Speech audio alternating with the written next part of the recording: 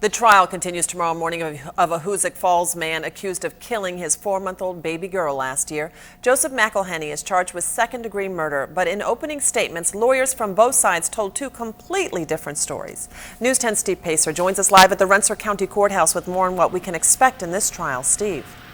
Alisa, we are going to hear from a lot of medical experts taking the stand. The prosecution says Ina McElhenney was in extreme pain in her last moments of life, while the defense says Joseph McElhenney did not intentionally cause that pain, and he really had no idea what was going on. Ina McElhenney was only 135 days old when she died on May 12, 2010. The prosecuting attorney says her life was filled with abuse because of her father, Joseph McElhenney. It was going to be the last day. He watched her suffer in pain. Because at some point in time, between May 10th and May 12th, a fatal blow struck this 4.5-month-old baby and set in motion a course of events that eventually led to her death.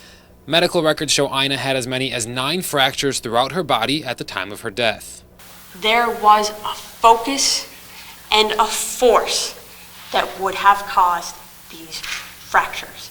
While the prosecution argues that McElhenney did nothing to save his daughter and inflicted harm on her, the defense says he had no idea his daughter had broken bones, and they'll provide medical experts to back up that claim. You're going to hear testimony that there was no relevant external injury of trauma. She's like kicking, punching on your baby's stomach. No bruise.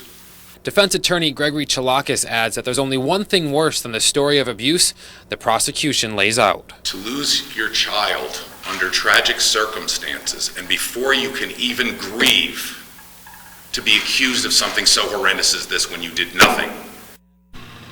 The defense attorney claims that Ina's intestinal tear came from a hereditary medical condition and that her broken bones may have been because of a vitamin D deficiency, but the prosecution says those are not legitimate medical reasons, and this is nothing more than a classic case of child abuse. The trial resumes tomorrow morning at 10 a.m. Reporting live in Troy, Steve Pacer, News 10.